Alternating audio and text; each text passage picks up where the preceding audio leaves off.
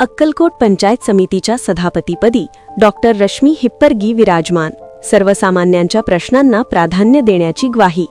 अक्कलकोट पंचायत समितीच्या सभापतीपदी डॉक्टर रश्मी हिप्परगी यांनी सोमवारी अधिकृतपणे पदभार स्वीकारला. पदभार स्वीकारल्यानंतर त्यांनी पंचायत समितीच्या कामकाजाची माहिती घेतली, तसेच अधिकाऱ्यांची प्राथमिक चर्चा केली. यावेळी पत्रकारांशी संवाद साधताना डॉक्टर रश्मी हिप्परगी यांनी तालुक्यातील सर्वसामान्य नागरिकांच्या समस्या सोडविण्यास प्राधान्य दिले जाईल अशी ग्वाही दिली.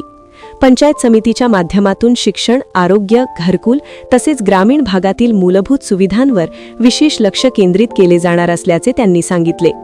जनतेची कामे वेळेत आणि प्रभावीपणे पूर्ण व्हावीत यासाठी प्रशासनात कामचुकारपणाला अजिबात थारा दिला जाणार नाही, असेही त्यांनी स्पष्ट केले.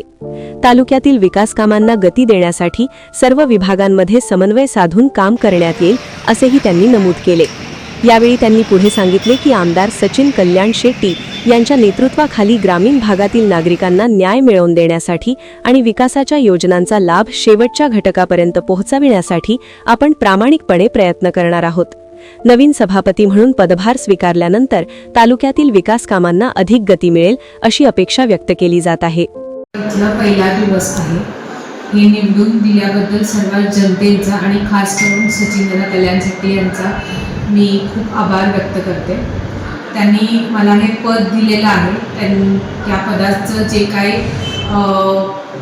कामकाज आहे ते आम्ही एकदम व्यवस्थित पद्धतीने पार पाडू. लोकांचे जे काही गरजू लोकांचे जे काही कामं आहेत ते व्यवस्थित वेळेवर व्हावं अशी लोकांची अपेक्षा बरेच आहेत. सकाळी आल्यापासून बरेच अशी लोकांची अपेक्षा आले, ते आपण पूर्ण करूया. सर्वप्रथम म्हणजे इथली शिस्त, लोकांचे जे येण्याचे काम न थांबता न वेळ घालवता पटकन जे होऊ शकतं ते करू. तसंच त्याचप्रमाणे जे काही आपल्या अंडर गावं आहेत, जे काही विलेजेस आहेत आपले, त्यांचे जे काही महत्त्वाचे कामं आहेत ते आपण पूर्ण करण्याचा प्रयत्न करू, जेवढ्या लवकर होईल तेवढं. अशा प्रकारे आम्ही सगळ्यांचं काम पूर्ण करण्याचा प्रयत्न करतोय.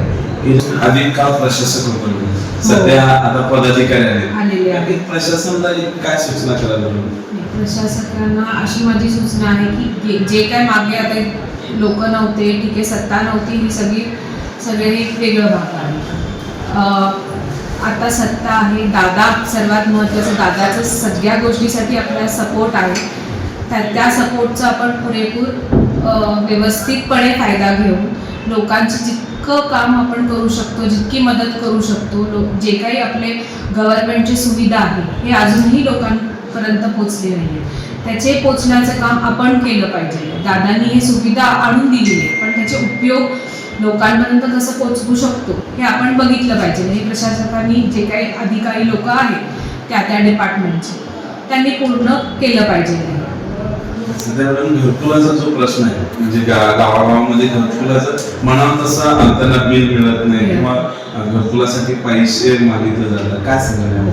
आता घरकुलचा हा प्रश्न मलाही होता. ज्यावेळेस मी स्वतः इलेक्शनसाठी फिरले, घरकुलचं बऱ्याच बायकांकडून प्रश्न होता.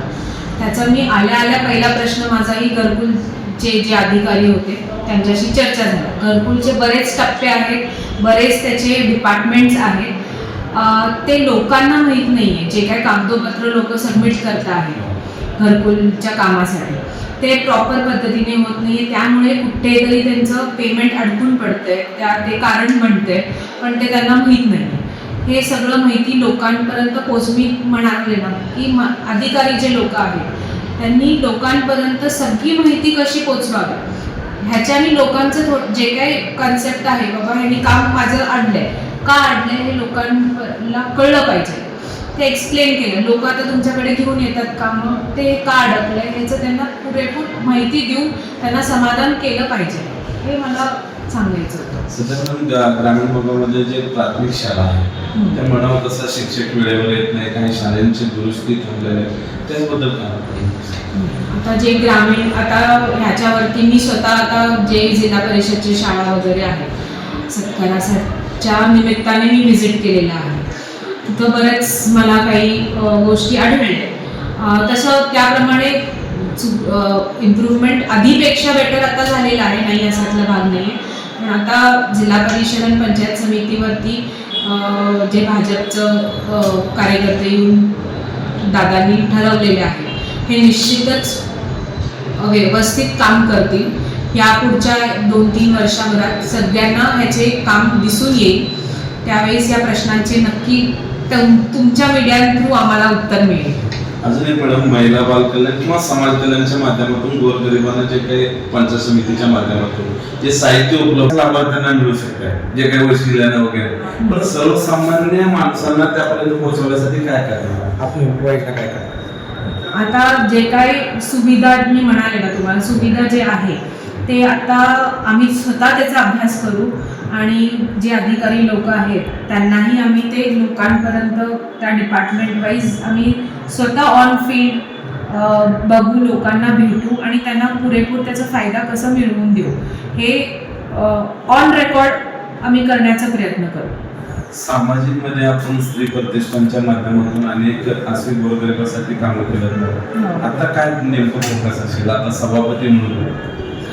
माझं स्त्री प्रतिष्ठान हे तरी चालू राहणारच आहे, मी सभापती म्हणून ते काही काम थांबणार नाही आहे. पण उलट त्याच प्रकारे अनेक जे बायका ज्यांना आता मी हार्डली 160-170 लोकांना काम देऊ शकते, पण आता जे पद मिळालं आहे या पदाच्या हेल्पनी मी अजून जे काही बायका आहेत जे घराबाहेर येऊन करू शकणार नाही ते स्मॉल जे लघु उद्योग वगैरे आहेत ते घरातच बसून घरचं आपलं फॅमिली सांभाळत त्यांनी काही उत्पन्न घेऊ शकतात का ह्याचा प्रयत्न करण्याचं फोकस असेल.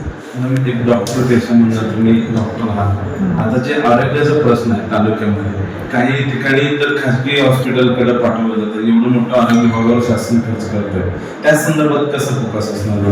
आरोग्य विभाग तरी आता अक्कलकोट तालुक्यात दादा एवढ्या मोठ्या प्रमाणात दादांनी हॉस्पिटल उभा करतायत, थोड्याच वर्षभरात ते चालू होईल, त्याच्याकडेही आमचं लक्ष असेल, त्याच्याकडेही आम्ही काही कुठे कमी पडू देणार नाही आहे. अजून जे काही आपले आशा लोक आहेत त्यांच्याकडेही आम्ही थोडंसं लक्ष देऊ, जे काही पूर्ण करू शकू आमच्याकडून आम्ही ते नक्की. अजून काय सांगायचं?